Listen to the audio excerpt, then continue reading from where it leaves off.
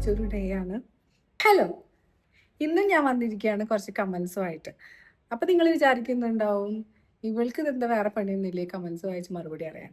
ഞാൻ വിചാരിച്ചു ആദ്യത്തെ കുറച്ച് വീഡിയോസ് ഇങ്ങനെ അങ്ങോട്ടും ഇങ്ങോട്ടും തമ്മിലറിയാം എന്നുള്ളൊരു പങ്ക്തി പോലെ നമുക്ക് ഡീൽ ചെയ്യാം. അപ്പം അതുകൊണ്ടാട്ടോ ഞാൻ വീണ്ടും കുറച്ച് കമൻസുമായിട്ട് വന്നത്. കാരണം പിന്നെയും ക്വസ്റ്റ്യൻസ് വേറെ വരുന്നുണ്ട്. അപ്പം എൻ്റെ ശ്രദ്ധയിൽപ്പെട്ട കുറച്ച് കമൻസ് ആണേ.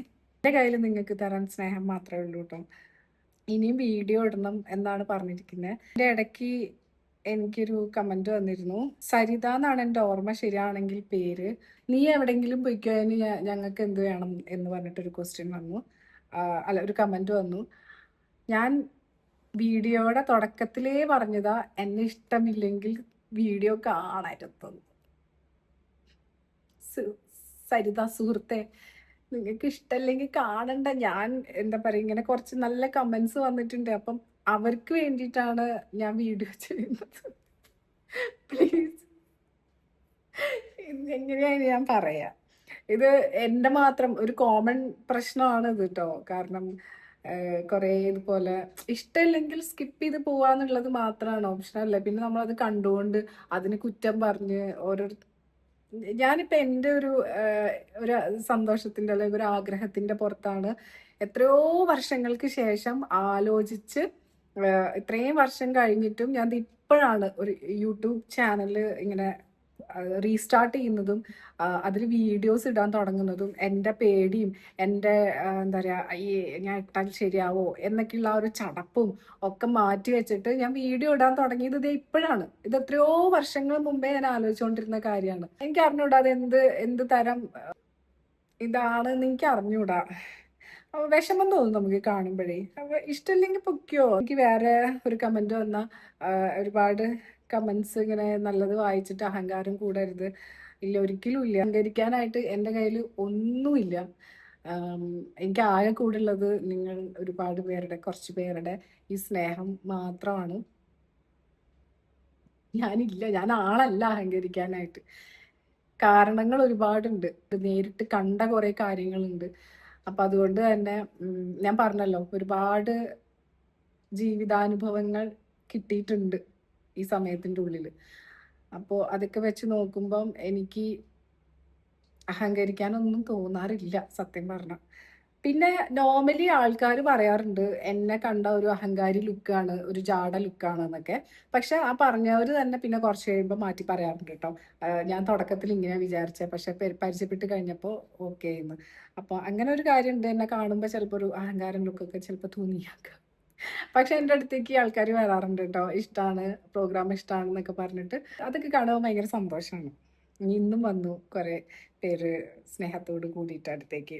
പ്രമീള ബാലൻ, മോളെ നിന്നെ വളരെ ഇഷ്ടമാണ്, നല്ല മനസ്സുള്ള കുട്ടിയാണ്, നിനക്ക് നല്ലത് മാത്രം വരട്ടെ, എല്ലാ വീഡിയോസും കാണാറുണ്ട്, ഉയരങ്ങളിൽ എത്താൻ പ്രാർത്ഥിക്കുന്നു, താങ്ക് യു സോ മച്ച്. എനിക്കിതൊക്കെ ഭയങ്കര വലിയ കാര്യമാണ് കേട്ടോ. ഫാമിലി, അച്ഛൻ, അമ്മ എന്ന് ചോദിച്ചിട്ടുണ്ട് ശ്രീകുമാർ. ഞാൻ പറഞ്ഞിരുന്നു, ഞാനൊരു വീഡിയോയിൽ പറഞ്ഞിരുന്നു, അമ്മ 2017 പോയി. അച്ഛനുണ്ട്, എനിക്ക് 2 ചേച്ചിമാരുണ്ട്. പിന്നെ എനിക്കൊരു കമൻറ്റ് വന്നിരുന്നു, അച്ഛൻ വേറെ കല്യാണം കഴിച്ചോ ചോദിച്ചിട്ട്. ഒരിക്കലും ഇല്ല കേട്ടോ, അച്ഛൻ വേറെ കല്യാണം കഴിച്ചിട്ടില്ല. അച്ഛന് എൻ്റെ അമ്മ എന്ന് പറഞ്ഞാൽ ഭ്രാന്താണ്. അന്ന് മുതലേ ഇന്ന് വരെയും ഭ്രാന്ത് തന്നെയാണ്. ഭയങ്കര സ്നേഹമായിരുന്നു. റസീൻ എന്ന് പറഞ്ഞിട്ട് ഒരു അക്കൗണ്ടിൽ നിന്ന് കമൻറ്റ് വന്നതാ. ചേച്ചിക്ക് നടക്കാൻ ബുദ്ധിമുട്ടുണ്ടോ കാലിന് അസുഖമായിട്ട്? ഉറപ്പായിട്ടും ഉണ്ട്. എനിക്ക് എൻ്റെ കാലിൻ്റെ പ്രശ്നം എന്താന്ന് പറഞ്ഞു കഴിഞ്ഞാൽ ഏവിയൻ എന്ന് പറയുന്നതാണ് എൻ്റെ അസുഖം. എൻ്റെ കണ്ടീഷൻ വാസ്കുലർ നെക്രോസിസ് എന്ന് പറയും. അത് 2 ഹിപ്പ് ജോയിൻസ് ഇല്ലേ, അത് ഇവിടെ എന്താ പറയുക, ഈ ഭാഗം കൊളാപ്സ്ഡ് ആയിട്ട് ഇവിടെ ഇങ്ങനെ സോക്കറ്റിൽ കയറിയിരിക്കുന്ന ഒരു സിറ്റുവേഷൻ ആയിട്ടുണ്ട്. നല്ല നല്ല പോലെ വേഴ്സ്റ്റ് ആയിട്ടുണ്ട് എന്നാണ് ഡോക്ടേഴ്സൊക്കെ അന്ന് പറഞ്ഞത്. അപ്പോൾ അങ്ങനെ ഞാൻ 3 വർഷം കിടപ്പിലായിരുന്നു. 3 വർഷം കിടപ്പിലായ സമയത്ത് ഞാൻ പലതും ചിന്തിച്ചിട്ടുണ്ട്. കുറേ പ്രശ്നങ്ങളുണ്ടായി. ഒറ്റയ്ക്കായിരുന്നു. ഒന്ന് എണീക്കാൻ പോലും വയ്യായിരുന്നു. ക്രച്ചസ് ഇല്ലേ, അത് പിടിച്ചിട്ടാണ് ബാത്റൂമിലേക്ക് ഒരു 1 2 ഒരടി ഇങ്ങനെ പോകാൻ പറ്റും. ബാത്റൂം ടു ബെഡ് അങ്ങനത്തെ ഒരു അവസ്ഥയായിരുന്നു. അപ്പോൾ ബാത്റൂമിലൊക്കെ വീണിട്ടുണ്ട്, കിടന്ന് കരഞ്ഞിട്ടുണ്ട്. ആരും വന്ന് ഹെൽപ്പ് ചെയ്യാനൊന്നും ഇല്ലയെന്ന് എനിക്കറിയാം. പക്ഷെ എന്നാലും കിടന്ന് കരഞ്ഞു പോകും പെയിൻ കാരണം കൊണ്ട്. അത്രയും കാലിങ്ങനെ മുറിഞ്ഞു പോകുന്നൊരു പെയിനായിരുന്നു. ആണ്, ഇപ്പോഴും അത് ഇടയ്ക്ക് വരാറുണ്ട്. അപ്പോൾ അങ്ങനെ കുറേ സിറ്റുവേഷൻസ് ഒക്കെ ഉണ്ടായിട്ടുണ്ട്. പിന്നെ ഈ പറഞ്ഞ പോലെ കിച്ചൺ വരെ പോലൊക്കെ എനിക്ക് സ്വപ്നം പോലെയാണ്. കിച്ചൺ വരെ പോയിരുന്നൊരു എന്തെങ്കിലും ഉണ്ടാക്കി കഴിക്കാന്നൊക്കെ പറഞ്ഞു കഴിഞ്ഞാൽ അതും നിസ്സാര ദിവസങ്ങളൊന്നല്ല, 3 വർഷത്തോട് അടുപ്പിച്ചാണ്. പക്ഷെ ദൈവം കൂടെ ഉണ്ടായിരുന്നു. ഞാൻ കരയുമ്പോഴൊക്കെ ഞാൻ എൻ്റെ നാവിന്ന് പോയിക്കൊണ്ടിരുന്ന വേർഡ്സ് എന്ന് പറയണത് മൈ ലൈഫ് ഈസ് ബ്യൂട്ടിഫുൾ എന്നാണ്. അത് പിന്നീട് അത് ശരിക്കും എന്താ പറയാ, മീനിങ് ഫുൾ ആക്കി തന്നു ദൈവം. അപ്പോഴാണ് എനിക്ക് മനസ്സിലായത് താൻ പാതി ദൈവം പാതി എന്ന് പറയുന്നത് ഇതാണ്. നമ്മൾ നമ്മുടെ സൈഡിൽ നിന്ന് ഹാർഡ് വർക്ക് ചെയ്യണം, അല്ലെങ്കിൽ നമ്മുടെ സൈഡിൽ നിന്ന് കൊടുക്കണം. എന്നാലാണ് ദൈവത്തിന്റെ സൈഡിൽ നിന്ന് ദൈവം നമ്മളെ സപ്പോർട്ട് ചെയ്യുക എന്നുള്ളൊരു കോൺസെപ്റ്റാണ് എനിക്ക് എൻ്റെ ജീവിതത്തിൽ നിന്ന് എനിക്ക് മനസ്സിലായത്. ഞാൻ ആ പെയിനും വെച്ച് കിടന്നും കൊണ്ട് അല്ലെങ്കിൽ ഇരുന്നു കൊണ്ട് എനിക്ക് എന്ത് ചെയ്യാൻ പറ്റും എന്ന് ആലോചിച്ചിരിക്കുന്ന സമയത്താണ് ഡബ് ഡയറക്ഷൻ എന്ന് പറയുന്ന ഒരു പ്രൊഫഷൻ എൻ്റെ മുന്നിലേക്ക് വന്നത്. ആദ്യത്തെ ഒരു മൂവി ഞാൻ ഡബ് ഡയറക്റ്റ് ചെയ്ത്, അതായത് English to Malayalam dub direction ചെയ്തതും ആ മൂവി നല്ല രീതിയിൽ നല്ല റിവ്യൂസ് ഒക്കെ കിട്ടി. അങ്ങനെ പിന്നെ അടുത്തടുത്ത പ്രോജക്ട്സ് വരാൻ തുടങ്ങി. അപ്പോൾ ഞാൻ നോക്കുമ്പോൾ ഞാൻ ആ കിടപ്പിന്ന് വേദന സഹിച്ച് എഴുന്നേറ്റ് വർക്ക് ചെയ്യാൻ വേണ്ടി ഇറങ്ങി കുറച്ച് മാസങ്ങൾ കഴിഞ്ഞപ്പോൾ ഞാൻ കാണുന്നത് എനിക്ക് അതിനായിട്ട് ദൈവം ഓരോ കാര്യങ്ങൾ ഓപ്പൺ ചെയ്ത് തരുന്നതായിട്ടാണ് എനിക്ക് ഫീൽ ചെയ്തത്. ഓക്കെ, ഞാൻ ഗിവ് അപ്പ് ചെയ്തിരുന്നെങ്കിൽ എൻ്റെ ലൈഫ് അവിടെ തീർന്നേനെ അല്ലേ. എൻ്റെ മനസ്സിലും എനിക്ക് തോന്നിയിട്ടുണ്ടായിരുന്നു ഗിവ് അപ്പ് ചെയ്യാം, ആരുമില്ല, എന്തിനാ വെറുതെ മറ്റുള്ളവർ ബുദ്ധിമുട്ടിക്കുന്ന, ചേച്ചിമാരെയൊക്കെ ബുദ്ധിമുട്ടിക്കാൻ എനിക്ക് വയ്യായിരുന്നു. കാരണം എല്ലാവരും ഒരു വല്ലാത്തൊരു അവസ്ഥയിൽ നിൽക്കുന്ന ഒരു സമയമായിരുന്നു. കാരണം അമ്മ പോയി, അച്ഛൻ ജസ്റ്റ് എസ്കേപ്പായി വെന്റിലേഷനിൽ നിന്ന്, അങ്ങനെ കുറേ സിറ്റുവേഷനിൽ നിൽക്കുന്ന ഒരു ടൈമായിരുന്നു. അപ്പോൾ അതിനുശേഷം എനിക്ക് ഇങ്ങനെ വന്നു.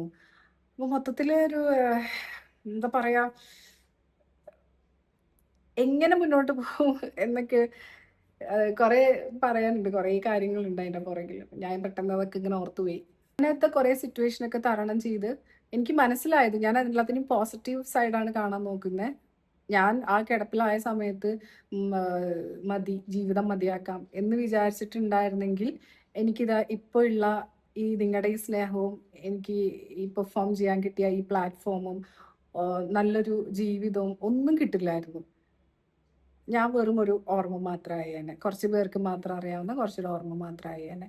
പക്ഷെ ആ ഒരു ഫ്രാക്ഷൻ ഓഫ് സെക്കൻഡ്, അല്ലെങ്കിൽ നമ്മൾ ചിന്തിക്കുമല്ലോ, ഇപ്പം ഞാൻ പലരും നമ്മുടെ മുന്നിൽ ഒരുപാട് പേര് സൂസൈഡ് കാര്യങ്ങളൊക്കെ ചിന്തിക്കുന്നു, അത് ചെയ്യുന്നു ഒക്കെ കാണുമ്പോൾ ഭയങ്കര സങ്കടമാണ്. ചിലപ്പോൾ ആ ഒരു സമയത്തെ പ്രശ്നമായിരിക്കും, അതിൻ്റെ ആ ഒരു കുറച്ച് സെക്കൻഡ്സ്, ആ ഒരു സെക്കൻഡ്സ് കഴിഞ്ഞ് ആ തോട്ട് നമ്മുടെ മൈൻഡിൽ നിന്ന് മാറിക്കഴിഞ്ഞാൽ ചിലപ്പോൾ നമ്മുടെ മുന്നിലേക്ക് വരുന്നത് നല്ലൊരു ലൈഫായിരിക്കും.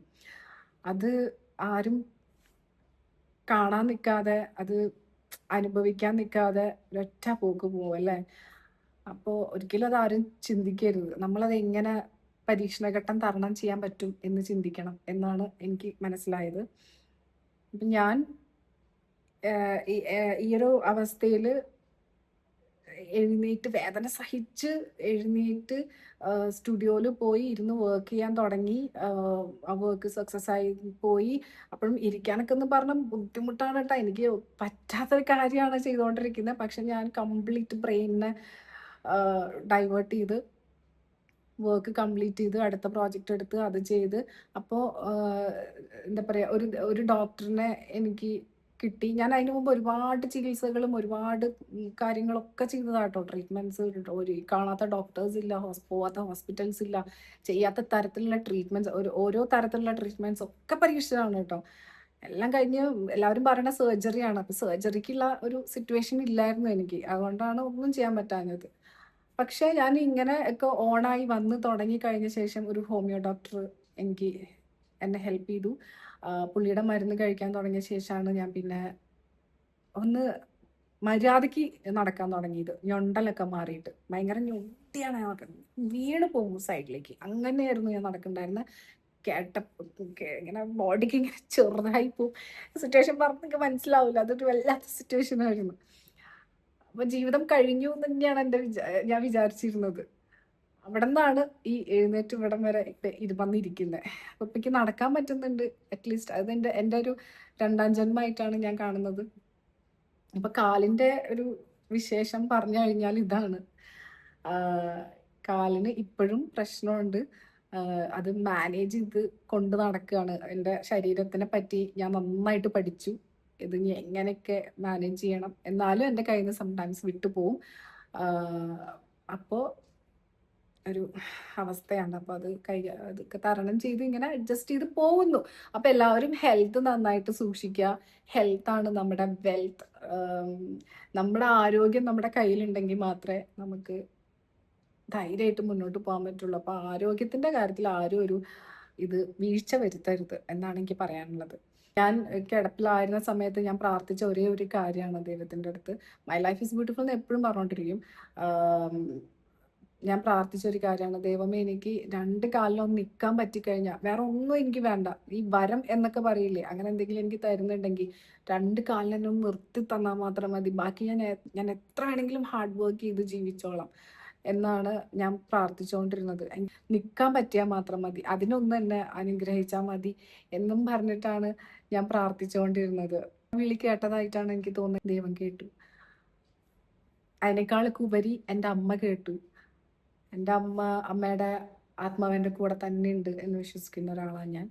അപ്പോൾ ഇങ്ങനെ ഓക്കെ, ഞാൻ കുറേ എന്തൊക്കെയോ സെൻറ്റിമെൻറ്റ്സിലേക്കൊക്കെ പോയി. അപ്പോൾ അതാണ് എൻ്റെ കാലിൻ്റെ അവസ്ഥ. ഇപ്പോൾ എൻ്റെ പല എപ്പിസോഡ്സിലും ഞാൻ നടക്കുന്നതൊക്കെ കണ്ടാൽ മനസ്സിലാവും, ഒരു അഡ്ജസ്റ്റ്മെൻറ്റ് നടത്തുവാണ്. പലരും എന്നെ കളിയാക്കാറുണ്ട് കേട്ടോ, താറാവ് നടക്കുന്ന പോലെ എന്നൊക്കെ പറഞ്ഞിട്ട്. അപ്പോൾ പിന്നെ ആദ്യമൊക്കെ കേൾക്കുമ്പോൾ സങ്കടമായിരുന്നു. പിന്നെ എന്തെങ്കിലുമൊക്കെ പറയട്ടെ എന്നൊക്കെ വിചാരിക്കും ഞാൻ. അല്ലാണ്ട് ഇപ്പം എന്താ ചെയ്യാം. എല്ലാവരും അഭിനയത്തിനെ പറ്റിയിട്ടാട്ടോ പറയുന്നത്. എനിക്ക് ഇവരിങ്ങനെ പറയുമ്പോഴേ ഒരുപാട് സന്തോഷമുണ്ട്. എന്താ പറയുക, എൻ്റെ അമ്മയുടെ അടുത്ത് ഞാൻ താങ്ക് യു പറയാണ്. കാരണം അമ്മ മോളെ ഒരു ക്യാരക്ടർ ചെയ്യുമ്പോൾ തന്നെ അത് നന്നായിട്ട് ഉൾക്കൊണ്ട് ചെയ്യണം എന്ന് എൻ്റെ അടുത്ത് ഉപദേശിച്ചിട്ടുണ്ടായിരുന്നു. ഓരോ ക്യാരക്ടറും കിട്ടുമ്പോൾ ഞാൻ അതിങ്ങനെ ആലോചിക്കും. ഷീജ ബിജു ചോദിച്ചാണ് ക്രിസ്ത്യൻ ആണോ എന്ന്. അല്ല, ക്ഷമ കൃഷ്ണ എന്നാണ് എൻ്റെ പേര്. പിന്നെ എനിക്ക് അങ്ങനെ മതം അങ്ങനെയൊന്നുമില്ല കേട്ടോ. എനിക്ക് എല്ലാവരും റെസ്പെക്റ്റ് ആണ്. ഞാൻ പള്ളിയിൽ പോകാറുണ്ട്. ചെറുപ്പത്തിലെ മുതൽ തന്നെ പള്ളിയിൽ പോകാറുണ്ട്.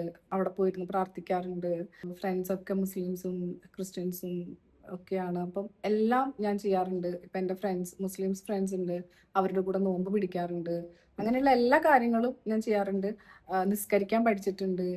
മതം അങ്ങനെയൊന്നല്ല, എനിക്ക് മനുഷ്യരിലാണ് വിശ്വാസം. നല്ല മനുഷ്യനാവുക, അതാണ് ഏറ്റവും ബെസ്റ്റ് മതം എന്നാണ് ഞാൻ വിശ്വസിക്കുന്നത്.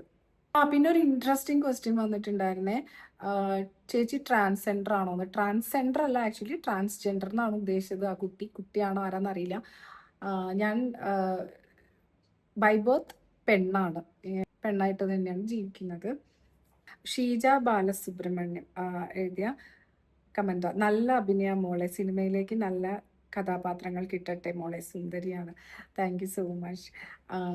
സിനിമകൾ ഞാൻ ട്രൈ ചെയ്യുന്നുണ്ട് കേട്ടോ, വർഷങ്ങളായിട്ട് ഞാൻ ട്രൈ ചെയ്തുകൊണ്ടിരിക്കുകയാണ്. അതിൻ്റെയൊക്കെ സ്റ്റോറി വളരെ വലുതാണ്. സിനിമ കിട്ടട്ടെ.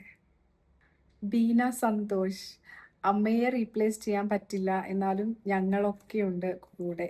ക്ഷമക്കുട്ടി, blessings. Thank you so much. ഇതിലും വലുത് ഇനി എന്ത് വേണം എനിക്ക്. എൻ്റെ അമ്മ ഭയങ്കരമായിട്ട് സന്തോഷിക്കുന്നുണ്ടാവും ഇപ്പോൾ. അനു TJ 4491, എല്ലാം കണ്ടു, സ്കിപ്പ് ചെയ്തില്ല, സൂപ്പർ ആയിരുന്നു, ഞങ്ങൾക്ക് ഒത്തിരി ഇഷ്ടമാണ്. Thank you so much. Shiba Rais, ഒമാനിൽ ആണ്. ഡെയിലി തൻ്റെ ഷോർട്ട് ഫിലിം കണ്ടുകൊണ്ട് കിച്ചൺ വർക്ക് നടക്കില്ല. എനിക്ക് ഭയങ്കര ഇഷ്ടമാണ്. എൻ്റെ മോൾ ഉമ്മാൻ്റെ സീരിയൽ എന്നാ പറയാ. Thank you. എന്നെ അറിയാൻ എന്ന് പറഞ്ഞ് വന്ന വീഡിയോ വന്നപ്പോൾ വിചാരിച്ചു, എന്തിനാ, ചിലപ്പോൾ എനിക്ക് തൻ്റെ ഭാവത്തെ ഇഷ്ടമായില്ലെങ്കിലോ, ഷോർട്ട് ഫിലിം മാത്രം കണ്ടുള്ള ഇഷ്ടം മതി എന്ന്. ബട്ട് എന്നും തന്നെ കാണുന്ന എന്നോട് എൻ്റെ യൂട്യൂബ് നിന്നെ പരിചയപ്പെട്ടേ പറ്റൂ വാശി കാണിക്കുന്നത് പോലെ വീഡിയോസ് ഇങ്ങനെ മുന്നിൽ കൊണ്ട് വെക്കുന്നു. അത് കേട്ട് കുറേ ഹഗ്സ് ഉണ്ട്. എന്നിട്ട് അതിലേറെ ഇഷ്ടമായടോ. Thank you so much. ഞാൻ പറഞ്ഞില്ല, എന്നെ ആദ്യം കാണുമ്പോൾ എല്ലാവർക്കും ജാടത്തിൻ്റെയാണ്, അഹങ്കാരിയാണ് എന്നൊക്കെയാണ് പറയാറ്. എനിക്ക് പണ്ട് സ്കൂളിൽ പഠിക്കുമ്പോഴും പ്ലസ് ടുവിന് പഠിക്കുമ്പോഴും ഒക്കെ കോളേജിൽ പഠിക്കുമ്പോഴും ഒക്കെ ഈ ഒരു പേര് കിട്ടിയിട്ടുണ്ട്. എന്നെ ഫസ്റ്റ് കാണുമ്പോൾ ഞാൻ ജാടത്തിൻ്റെയാന്നൊക്കെ പറയും. പക്ഷെ അവർ തന്നെ പിന്നീട് വന്ന് പറയും ഞാൻ ഇങ്ങനെയല്ല. എനിക്ക് എന്താ പറയുക, എനിക്ക് ഭയങ്കര സഭാകമ്പുള്ള ഒരാളാണ്. എനിക്ക് ഒരു ക്രൗഡിൽ പോയി നിൽക്കുമ്പോൾ എനിക്ക് ഭയങ്കര ഒരു ടെൻഷനും മതി. ഞാൻ ഇങ്ങനെയൊക്കെ നിൽക്കും. അപ്പം എല്ലാവരും വിചാരിക്കും ഞാൻ ഭയങ്കര ഇതാ. അങ്ങനെ ഒരു പ്രശ്നം എൻ്റെ മുഖത്തിനുണ്ട്. പക്ഷെ ഞാൻ പാവാണ്. ഒന്ന് ആലോചിച്ച് നോക്കൂ. എനിക്ക് വയ്യ, എനിക്ക് ഇനി ജീവിക്കാൻ മുന്നോട്ട് പറ്റുന്നില്ല, ഒരവസ്ഥ ഇല്ല എന്നൊക്കെ പറഞ്ഞ് ഞാനന്ന് എന്തെങ്കിലും മോശമായിട്ടൊക്കെ ചെയ്തിരുന്നെങ്കിൽ ഇപ്പൊ ഇതൊക്കെ അനുഭവിക്കാൻ എനിക്ക് പറ്റുമായിരുന്നോ? ശരിക്കും പറഞ്ഞാൽ ഇത് തന്നെയാണ് എല്ലാവരും ചിന്തിക്കേണ്ട ഒരു കാര്യം. നമുക്ക് എന്തെങ്കിലും പരീക്ഷണങ്ങൾ, ജീവിതത്തിൽ പ്രശ്നങ്ങൾ ഉണ്ടായി കഴിഞ്ഞാൽ അത് ആ ഒരു സമയം എങ്ങനെയെങ്കിലും തരണം ചെയ്യാനുള്ള ആ ഒരു സ്ട്രെങ്ത് അത് ഉണ്ടാവണം. അത് ഉണ്ടായി കഴിഞ്ഞാൽ ആ ഒരു സമയം കഴിഞ്ഞാൽ ചിലപ്പോൾ അല്ല, ഡെഫിനറ്റ്ലി നല്ല ഒരു ലൈഫായിരിക്കും നമുക്ക് കിട്ടാൻ പോകുന്നത്. അപ്പോൾ അത് അനുഭവിക്കുക തന്നെ വേണം. നമ്മളിവിടെ ഉണ്ടാവണം. നമ്മൾ ഒരു ഗെയിം പോലെയാണത് നമ്മുടെ ജീവിതം എന്ന് പറയുന്നത് ഭൂമിയിൽ. ആ പ്രതിസന്ധികളും നമ്മൾ കടക്കണം. ഗിവ് അപ്പ് ചെയ്യരുത്. അപ്പോൾ ഗെയിം ഓവർ ആവും. നമ്മൾ ട്രൈ ചെയ്യണം, ട്രൈ ചെയ്തുകൊണ്ടേ ഇരിക്കണം. ക്ഷമക്കുട്ടനെ ആർക്കാണ് ഇഷ്ടമല്ലാത്തത്? അമ്പ് AMB. എന്നെ ഇഷ്ടമല്ലാത്തവരൊക്കെ ഉണ്ട്. എനിക്ക് ഇങ്ങനെയൊക്കെ സംസാരിക്കാനേ അറിയുള്ളൂ കേട്ടോ. എനിക്ക് അപ്ഡേറ്റ് ചെയ്യണം എന്നെ കുറച്ച് കാര്യങ്ങളിലൊക്കെ. അപ്പം അങ്ങനെയൊക്കെ ചെയ്തിട്ട് ഞാൻ വരാം. എന്തായാലും താങ്ക് യു സോ മച്ച് എല്ലാവർക്കും. ഇന്ന് കുറേ കാര്യങ്ങൾ ഞാൻ പറഞ്ഞില്ലേ. Bye bye. വിശക്കുന്നു, പോയി കഴിക്കട്ടെ.